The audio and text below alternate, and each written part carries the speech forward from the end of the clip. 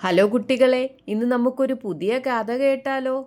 എപ്പോഴും ചിരിച്ചുകൊണ്ട് ചാടിക്കളിക്കുന്ന നമ്മുടെ റിങ്കു മുയലിൻ്റെ കഥ.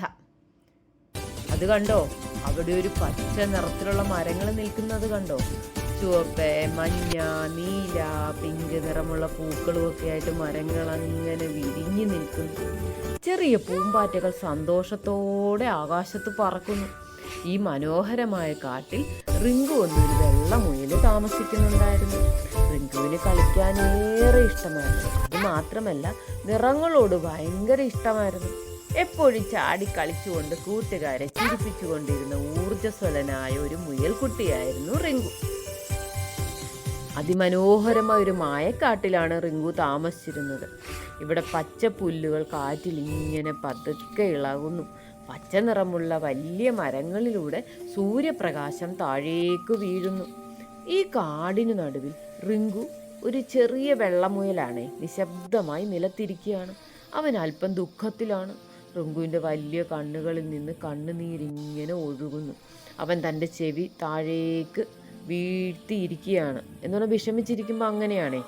അപ്പോഴേക്ക് റിങ്കുവിന് ചുറ്റും അവൻ്റെ സ്നേഹമുള്ള സുഹൃത്തുക്കൾ ഓടി വന്നു. മരക്കൊമ്പിൽ നിന്ന് പച്ചത്തത്ത തല ചെരിച്ച് റിങ്കുവിനെ നോക്കി. റിങ്കുവിൻ്റെ അരികിൽ ശാന്തനായ ഒരു തവിട്ടാമയുണ്ടായിരുന്നു. അവനങ്ങനെ സ്നേഹത്തോടെ ഇരിക്കുന്നു. അടുത്തായി മഞ്ഞ നിറമുള്ള മാൻ ദയുള്ള കണ്ണുകളോടെ റിങ്കുവിനെ ആശ്വസിപ്പിക്കുന്നു. കാടെപ്പോഴും നിറങ്ങളും സന്തോഷവും നിറഞ്ഞതാണ്. പൂക്കളും പ്രകാശവും റിങ്കുവിനെ ആശ്വസിപ്പിക്കുന്നത് പോലെ നമുക്ക് തോന്നും. പച്ചത്തത്ത സ്നേഹത്തോടെ ചോദിച്ചു, റിങ്കു, നിനക്ക് നിറങ്ങളില്ലെന്ന് തോന്നുന്നുവോ? ദയയാണ് ഏറ്റവും മനോഹരമായ നിറം.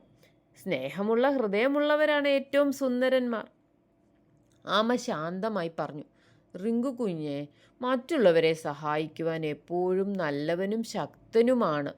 നിന്റെ മനസ്സ് വളരെ നല്ലതാണ്. അതുകൊണ്ട് നീ എന്തിനിങ്ങനെ വിഷമിച്ചിരിക്കുന്നത്? റിങ്കു പ്രതീക്ഷയോടെ, ശരിക്കാണോ? എൻ്റെ മനസ്സ് നല്ലതായാൽ എനിക്കും സുന്ദരനാകാവോ? തത്ത ചിരിച്ചുകൊണ്ട് പറഞ്ഞു, എൻ്റെ റിങ്കു, നിൻ്റെ ഹൃദയം തന്നെയാണ് നിൻ്റെ ഏറ്റവും വലിയ നിറം. ആമ സ്നേഹത്തോടെ പറഞ്ഞു, സുഹൃത്തുക്കളെ സ്നേഹിക്കൂ, സഹായിക്കൂ, അപ്പോൾ നീ എല്ലാവരിലും ഏറ്റവും നിറവുള്ളവനാകും. റിങ്കു സുഹൃത്തുക്കളുടെ വാക്കുകൾ ശ്രദ്ധയോടെ കേട്ടു. അവൻ്റെ മുഖത്തൊരു ചെറിയ ചിരി വിരിഞ്ഞു. റിങ്കു സന്തോഷത്തോടെ, വരൂ ആമേ, ഭയപ്പെടണ്ട, ഞാൻ നിന്നെ നദി കടക്കാൻ സഹായിക്കാം. ആ നദിയിൽ നല്ല ഒഴുക്കായിരുന്നു. അപ്പം ചെറിയ ആമയ്ക്ക് കടക്കാൻ ബുദ്ധിമുട്ടായിരുന്നു. ആമ കൃതജ്ഞതയോടെ റിങ്കുവിനോട് പറഞ്ഞു, നന്ദി എൻ്റെ സുഹൃത്തെ. ഞാൻ പറഞ്ഞില്ലേ നീ നല്ല സുഹൃത്താണെന്ന്. റിങ്കു ക്യാരറ്റ് നൽകുന്നു. അപ്പോൾ ക്യാരറ്റ് എല്ലാവർക്കും കൂടെ പങ്കിട്ട് കഴിക്കാം. സുഹൃത്തുക്കളുണ്ടെങ്കിൽ സന്തോഷം കൂടും. മാൻ ചിരിച്ചുകൊണ്ട് പറഞ്ഞു, റിങ്കു, നിന്റെ ദയ ഈ കാട് മുഴുവനും ഉള്ളവർക്കറിയാം. തത്തയും പറഞ്ഞു, അതെ, നിന്റെ ഹൃദയം വളരെ മനോഹരമാണ്. റിങ്കു എല്ലാവരെയും സഹായിച്ചു. അവൻ്റെ ഹൃദയം സ്നേഹവും സന്തോഷവും കൊണ്ട് നിറഞ്ഞിരുന്നു. അതേ എല്ലാവർക്കും ഇഷ്ടപ്പെട്ടില്ലേ? നമ്മുടെ റിങ്കു മുയൽ നല്ല സ്മാർട്ടല്ലേ? അപ്പം നമ്മൾ ഇതിൽ നിന്ന് എന്താ പഠിച്ചത്?